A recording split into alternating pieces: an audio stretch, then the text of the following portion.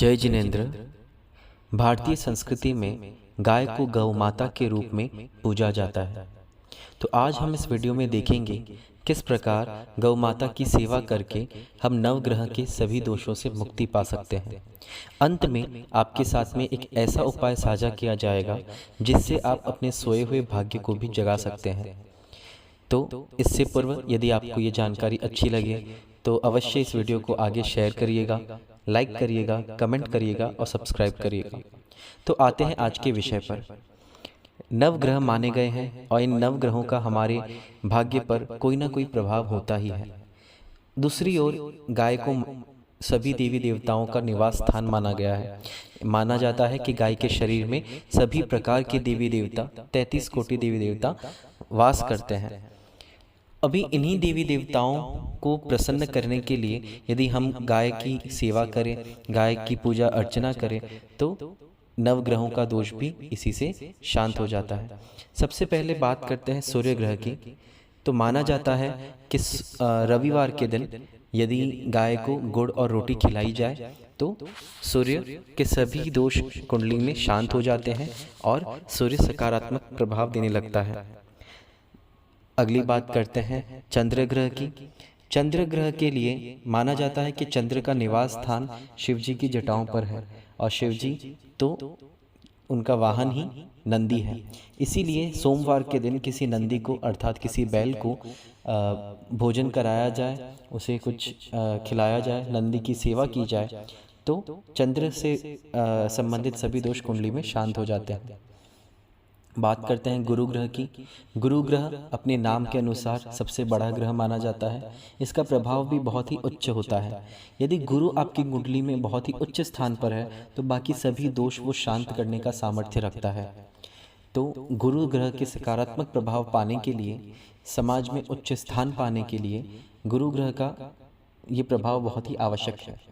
तो गुरु ग्रह के सकारात्मक प्रभाव पाने के लिए गाय को गुरुवार के दिन बेसन या तो केला खिलाना चाहिए।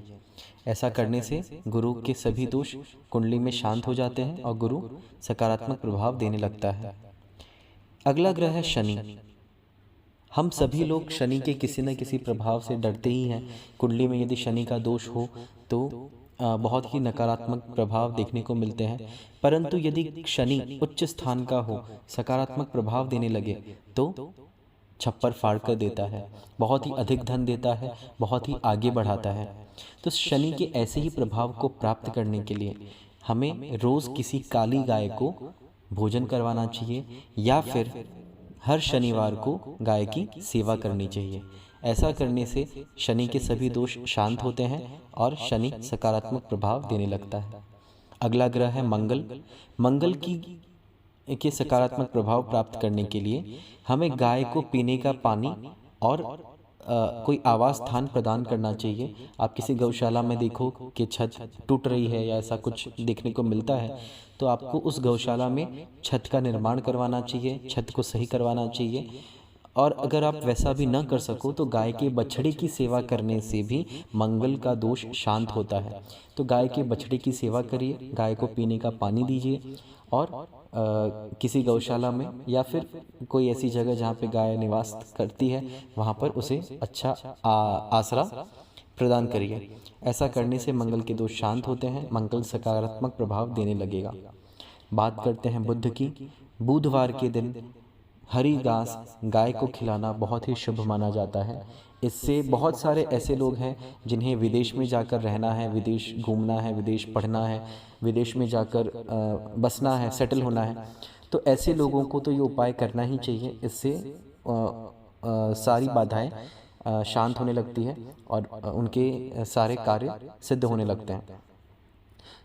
उसके अलावा भी अगर कुंडली में बुध रिलेटेड कोई दोष है, बुध नकारात्मक प्रभाव दे रहा है तो भी हमें दुर्वा या फिर हरी घास या फिर पालक, धनिया या फिर आप जो सब्जी काटते हैं उसका जो छिलका रहता है, उसके जो पील्स होते हैं, तो बेसिकली हरा चारा जिसे कहते हैं, को हरा चारा गाय को बुधवार के दिन देना शुभ माना जाता है, जिससे कुंडली में बुध के सभी दोष शांत हो जाते हैं।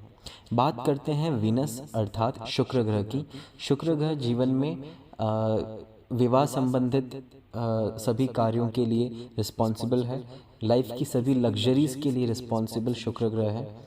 यदि शुक्र के सभी दोषों को आपको जीवन में शांत करना है, जीवन में लग्जरीज प्राप्त करनी है, तो शुक्रवार के दिन किसी सफ़ेद गाय को चारा खिलाइए। अवश्य ही शुक्र के सभी दोष शांत होंगे और जीवन में सकारात्मक प्रभाव आने लगेंगे।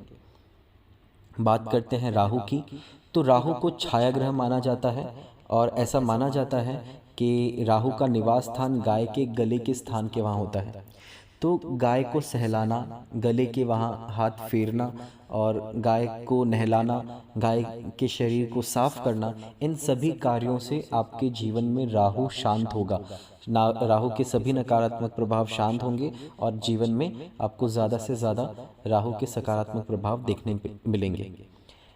अंतिम ग्रह है केतु ग्रह। बने रहिए हमारे साथ में, अंतिम उपाय अभी तक बाकी है।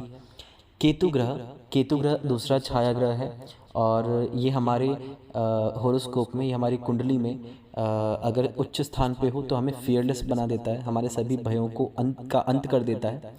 और यही अगर वो कोई नकारात्मक स्थिति पे हो, नीच स्थिति पे हो, तो बोलते हैं कि हम शराब के या कोई भी गलत चीज़ों के आदी हो जाते हैं। तो केतु के खराब प्रभाव को शांत करने के लिए हमें किसी भूरी रंग की गाय यानी कि ब्राउन रंग की गाय को भोजन करवाना चाहिए, उसकी सेवा करनी चाहिए और ऐसा करने से केतु के सभी दुष्प्रभाव शांत होते हैं और केतु सकारात्मक प्रभाव देने लगता है।